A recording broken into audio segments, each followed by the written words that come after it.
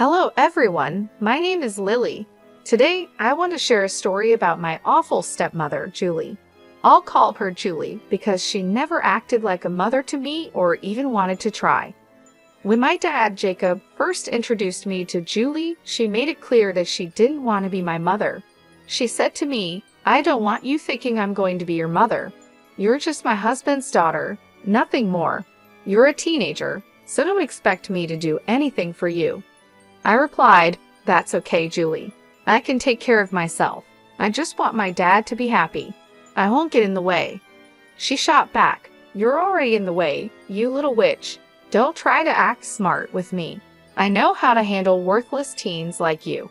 Once you turn 17, I'll make sure you're out of our lives so I can have Jacob all to myself." The conversation got nasty really fast. Julie said some horrible things about me and my late mother. My dad was a widower, and my mom passed away when I was just 7 years old. I miss her a lot, and it took my dad a long time to start dating again. That's one reason why I never told him about Julie's terrible words or behavior. Looking back, it was a big mistake to stay quiet because Julie became a nightmare after she married my dad. Even my dad was surprised by her behavior. Julie always targeted me and tried her best to kick me out of the house. She made it clear that she hated kids and didn't want me around. She never told my dad this before they started dating. When my dad refused to abandon me, she began to find ways to make my life miserable. She would ruin her own food and blame it on me. She'd say, "Look at what your daughter did, Jacob. She spoiled my cooking because I refused to cook for her. She's going to poison me one day." Then my dad would ask, "Lily, what's your explanation for this?" "Dad, I swear I don't know anything about this. I'm happy to cook my own food. I wasn't even home before you came back. I got takeout to eat in my room," I said, trying to explain. Julie interrupted, "Oh God, she's lying, Jacob. You need to get rid of her before she kills me." This was just one example of what Julie had been doing for the past 5 years. This whole mess was over too much salt in her food, which she had added herself just to blame me. It was crazy, but Dad believed me because I had enough proof. Over the years, she did much worse. She cut off my phone connection, locked me out of the house for 8 hours, took my car keys on the day of an important test, and even threw away a project I had worked on for a week. Dad tried his best to make Julie understand that her actions were not okay, but she never listened. She would act nice for a few days and then do something terrible again. By the time Julie had been with us for a year, I got a job and started paying for my own things. I wanted to avoid any interference from her in my life. Dad was upset, but I told him it was good for me to have my own money. I didn't want him to feel guilty. Julie, being a stay-at-home wife, considered Dad's money as her own and didn't want him spending much on me, not even for basic needs. I tried to stay out of her way as much as possible, hoping she'd leave me alone. But she never got the hint and kept bothering me. She was determined to get rid of me from her life and the house, but she had no idea what was coming. The big drama happened a few weeks after my 17th birthday. Since then, Julie had been in a great mood, often singing happily around the house. I knew why she was so cheerful. She thought she could finally get rid of me. Little did she know, I had overheard her talking to her friend on the phone about how she planned to kick me out. I was aware of her plan, but she had no idea what was coming for her. One day, I came home from work and saw my stuff packed in my room. Instead of being upset, I was amused. I said, "Hey Julie, why is my stuff packed and waiting in my room? Are we going on vacation?" "Don't act so smart, Lily. I hope you remember my words," she snapped back. "I told you that once you turned 17, I would make you leave. Well, now it's time for you to go. I've decided to be nice and pack your things to make it easier for you. You want to kick me out of my house. Oh no, Lily, this is my house and I don't need to keep you here anymore. I'll deal with Jacob later, but you are definitely leaving." Julie had a smug look on her face, Show like she was happy with herself. She was already thinking about what to do with my room. But I said, "Not so fast, Julie. Karma is coming for you." I calmly took some papers from my bag and gave them to her. She looked confused, so I smirked and said, "I think you should look at these papers first, Julie. I've been meaning to give them to you for a while. It's good you mentioned eviction today. It reminded me of these documents." "What are these papers? Why do I need to read them?" she asked. "Why don't you take a look and find out?" I replied. Julie sat down and started to read the papers I had given her. At first, she looked confused, then her face changed to shock and disbelief. She looked at me, then back at the papers. Her expression turned angry. "Is this an eviction notice in my name?" "What the hell, Lily? What does this mean?" she asked. "It means I want you out of my house in a month. You know, the usual thing an eviction notice means," I said. "You can't serve me eviction papers. You can't do that. This is my house, and I'm the only one who can kick people out," she yelled. No, Julie, this is my house and always has been. My dad was just a caretaker who held it for me until I turned 17. Now that I'm 17, the house is mine. I recently finished the paperwork," I explained. No, that's impossible. Jacob can't just give you this house. This is our marital property, and he can't give it to you without asking me," she protested. "How is this a marital property, Julie? Dad had this house long before you were around. I guess he didn't tell you that it belonged to my maternal grandparents. They left it to me and had Dad take care of it until I was old enough," I said. "I turned 17 just a few weeks ago." No, you must be lying to me. This can't be true. You're trying to scam me and kick me out of the house. Wait till your father hears about this. He will kick you out instead," Julie yelled. She made the mistake of calling my father downstairs, forgetting she never asked him if she could kick me out. Even if the house belonged to him, she should have asked. She knew he would say no, so she tried to do it behind his back. In her rush, she forgot this detail and decided to involve Dad. I wasn't complaining. It was better for me this way. Dad came downstairs to see what all the yelling was about. He said, "Whoa, calm down, Julie. Why are you screaming like that? What's wrong?" "Why wouldn't I be screaming? Your daughter is making wild claims again. She says this house belongs to her and she's kicking me out," Julie shouted. Dad turned to me and asked, "Lily, what is going on? I need to know the truth." I knew Dad would ask for my side. He's a good father and knows his wife can be very mean. He always listens to both sides before taking action, which Julie hated. She wanted him to always side with her, no matter who was right. They fought about this a lot, but Dad wanted to be fair to everyone. That's why he asked for my side too. I explained. Julie called me down and said she was kicking me out. She told me I couldn't stay in her house anymore. I knew she was planning this because I overheard her talking on the phone. So I decided to kick her out instead. I gave her an eviction notice. Dad was shocked and turned to Julie. "What the hell, Julie? Who gave you permission to try and kick my daughter out? You never discussed this with me. Why am I hearing about this now?" Julie realized she had made a mistake. She was so upset by the eviction notice that she forgot she'd be caught. I saw her panic for a moment, then she turned hostile and defensive like she always does. She snapped, "Your daughter is already an adult, Jacob." She had turned 17, and we let her stay in the house for a month without paying rent.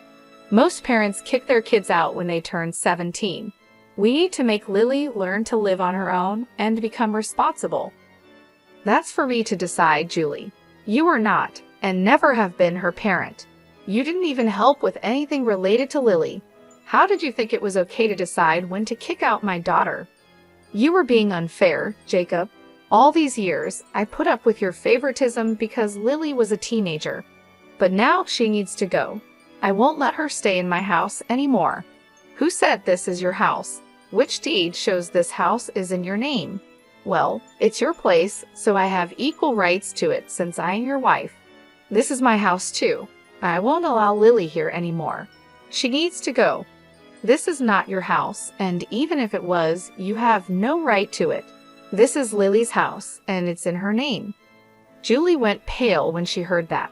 She didn't expect my dad to agree with me and say the house belonged to me. She lived in her own world where everything was hers just because she said so. Hearing otherwise was a big shock for her. She started to cry and said, "Why would you say such a thing, Jacob?" "Because the house belongs to Lily. I'm just telling the truth. What's wrong with that? You gave Lily the house without talking to me. How could you do this, Jacob? I'm your wife. You should have discussed this with me. I am not okay with this. You had no problem going behind my back and trying to kick my daughter out. Why can't I do the same, Julie? Talk about double standards. There was nothing to discuss. This house was always meant for Lily. I was just the trustee who took care of it until she turned 17. The house was transferred to her name recently." Julie finally understood that we were telling the truth. Dad even offered to show her the papers if she needed proof. She was in too much shock to say anything coherent. She just said, "You deceived me, Jacob. I thought the house was yours. You lied to me. This is not fair." "I never lied to you, Julie. You never asked whose house this was when we got married. We signed a prenup that said our personal assets stay personal." "Oh my God, this can't be true. You should have told me, Jacob. Now Lily is throwing us out. Look at how ungrateful your daughter is." "Jacob, I'm not throwing you out, Julie. That's just for you. You won't get to live in my house anymore. I might have let you stay, but after you tried to kick me out, I changed my mind. You're the one who has to leave. If you kick me out, your dad will follow too. We're a couple. He won't leave his wife." My father laughed out loud. He had been thinking about leaving Julie for a while, but he wasn't sure. Today made the decision easy for him. He said, "Actually, no, Julie. I'm not following you. I will stay here and take care of my daughter. I've been thinking about divorce for a while, and what you did today sealed the deal. I'll be filing tomorrow. Be ready for it." "Wait, are you going to divorce me? You want to leave me for your daughter? You can't do that." "Yes, I can, Julie. Did you think I'd forgive you for tormenting my daughter for 4 years? Absolutely not. I thought you might change, but I see now you'll always be toxic. I don't want someone like that in my or my daughter's life." Julie stepped back as if she had been hurt. She never expected a divorce so soon. My dad is usually a quiet man who doesn't do anything drastic. This was very unlike him. He was mad, and you could see it on his face. He didn't shout, but his tone showed how angry he was. This made Julie even more anxious. She started arguing with my dad, and I decided to leave them and go to my room. Dad and Julie fought for an hour, with Julie shouting and crying while my father calmly explained his reasons. After the argument, Dad came to my room. He seemed a bit sad and wouldn't look me in the eye. He sat down and said, "Lily, I know I need to apologize to you. I'm sorry, dear. I should have done a better job of protecting you from Julie. I thought being fair and avoiding fights would make things better. I was wrong and made things worse for you." "You don't have to apologize, Dad. I know you loved Julie, and she wasn't like this when you married her. People change, and it can take time to understand these changes." "Wow, you've really grown up. I wish I had handled things differently. I brought a mad woman into our lives." "Well, what's done is done. I forgive you, Dad. You tried your best, and I'm not upset. Do you really want to divorce Julie? I won't be mad if you don't. I would understand. Girl, I'm not living with that crazy woman anymore. I'm done. Her true colors shocked me too much to act sooner. I don't want her in my life anymore. I had a feeling something was wrong with Julie, which is why I made the prenup. I was worried she'd mess up your future and cause money problems, so I thought this was the best way. See, you did think about me too.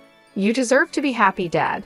That's all I want. If Julie doesn't mean anything to you anymore, it's best to separate." I spent a lot of time assuring my dad that he was not a bad parent. He did a lot for me, and I needed to make him believe that too. I won't lie, I was super happy that my dad was finally getting rid of that crazy woman, Julie. She wasn't the right person for him and shouldn't stay married to him after everything she did over the years. The talk with my dad went well, and he went to the guest room to sleep that night. I finally felt peaceful knowing that Julie would soon be out of our lives for good. It felt great to teach her a lesson. I hoped she would remember this for the rest of her life. The real surprise came the next morning when I found Julie acting way too nice and caring towards me. She was in the kitchen making me breakfast and acting like I was the most important person to her. Even Dad was giving her a strange look and looked at me with confusion. When breakfast was over, I said, "Thanks for breakfast, Julie, but you don't have to do this anymore. I can make my own food, as I have for the last 7 years. No need to change things all of a sudden." "What nonsense, Lily. I'm happy to do this for you. Eating together can bring us closer as a family," she replied. "What's the point? We won't be a family much longer. You should have done this years ago. It's too late now." "Oh, come on, Jacob. Don't be so hard on me. I'm trying. I can make this work. I'll start being a better parent to Lily. We'll be the best mother-daughter duo ever, right, Lily?" I knew what Julie was trying to do. She was cornered and spent the night coming up with a plan. I knew better than to trust her. Looking at Dad, I could see he wasn't going to trust her either. He just looked a bit amused. Since Julie was waiting for my response, I said, "I don't think so, Julie. First of all, I'm 17 and don't need a new parent. I pay my own bills and will be off to college soon. Secondly, you are not and will never be my mother. That word doesn't suit you at all. Lily, I'm sorry for being so mean to you before. You need to give people a chance.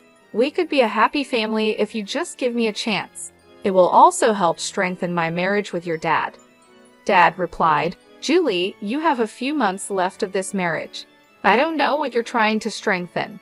If it's an attempt to stay in this house, I'm sorry to say it won't work. You're being kicked out, and I'm going to divorce you anyway. The damage is already done.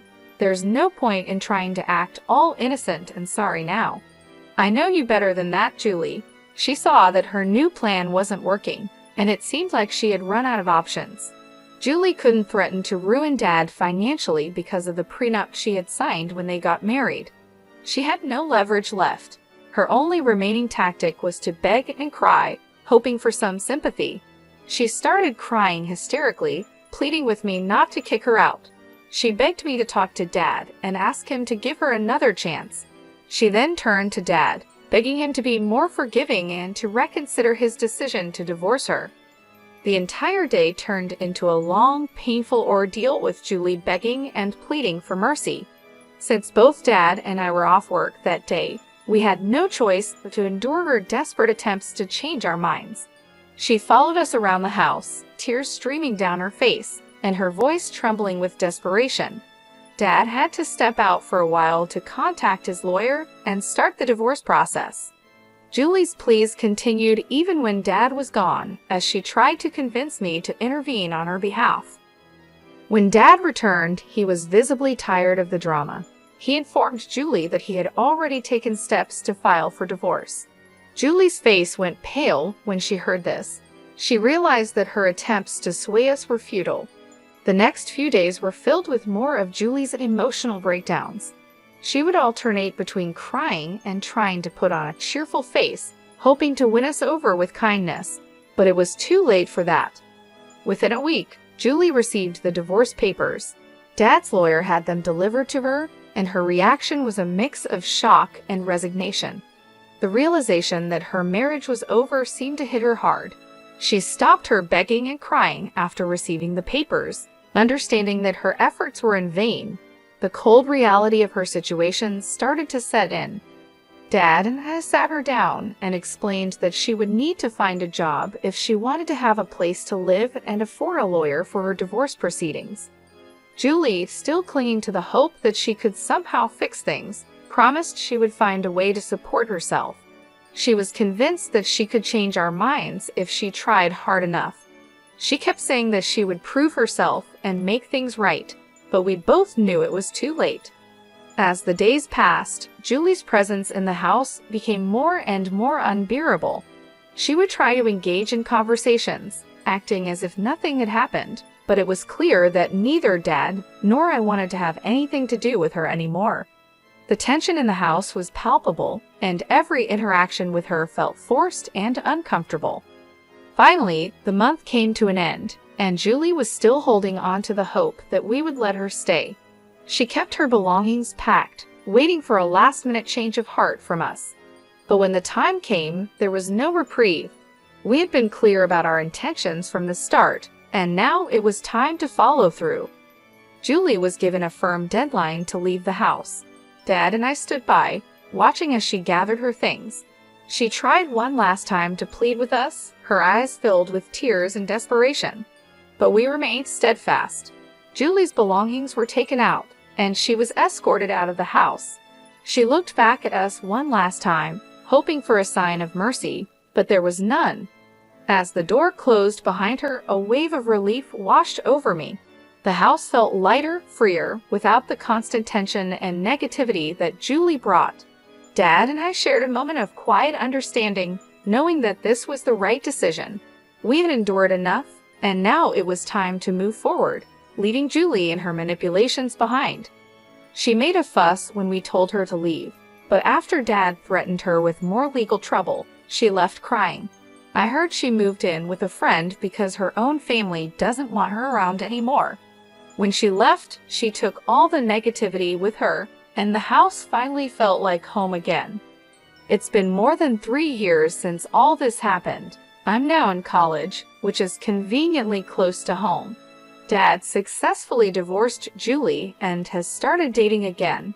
He says he's not looking to settle down, but just wants some companionship from time to time. Life at home has been peaceful since Julie left, and Dad and I have grown closer. We often laugh about the drama that once filled our lives and how much better things are now. As for Julie, the last I heard, she moved into a small flat with several roommates. She's struggling to make ends meet because she doesn't have many skills or qualifications. Julie is working a minimum wage job and is just barely getting by. She's living a very different life from the one she tried to control in our house. I saw her from a distance at a grocery store a few months ago. She looked worn out and seemed to have aged a lot. Her hair was messy, and she had dark circles under her eyes. She looked nothing like the confident woman who tried to take over our lives. It was clear that life had taken its toll on her, and she was no longer the powerful person she once pretended to be. Seeing her like that made me realize that karma had caught up with her. She tried to manipulate us and take control, but in the end, she ended up with nothing. I couldn't help but feel a sense of relief knowing that she was no longer a part of our lives and that we were finally free from her negativity. The house, once filled with tension and arguments, now felt warm and welcoming. My dad and I have been able to move on with our lives. We often talk about how much better things are now and how grateful we are to have each other. Dad has even started taking up new hobbies like gardening and cooking, things he never had time for when Julie was around. We've created a peaceful and happy home, one that is full of love and laughter. Julie's departure has been a blessing for both of us. It has allowed us to rebuild our lives and focus on what truly matters. We no longer have to deal with her constant drama and manipulation. Instead, we've been able to enjoy the simple pleasures of life, like spending time together and making new memories. As for Julie, I hope she has learned from her mistakes. Life has not been easy for her, and I believe that she has finally realized that you can't build happiness on lies and deceit. The last time I heard anything about her, she was still struggling to make ends meet and living a very difficult life. She's working hard to survive, and I think she has finally understood the consequences of her actions. I don't wish anything bad on her. I hope that she can find a way to turn her life around and learn to live with honesty and integrity. Perhaps the struggles she's facing now will teach her valuable lessons and help her become a better person. In the end, everyone deserves a chance to change and improve their lives. Looking back, I'm grateful for the challenges we faced. They made us stronger and brought us closer together. My dad and I have become a great team, and we've learned to appreciate each other even more. We've built a life filled with love, respect, and understanding, and for that, I am truly thankful. Julie's story serves as a reminder that trying to hurt others and take what isn't yours will only lead to your own downfall. It's important to live a life of kindness, honesty, and respect for others. I hope Julie has found some peace in her new life and has learned from the mistakes she made. As for us, we are happier than ever, and we know that no matter what challenges come our way, we can face them together with strength and love.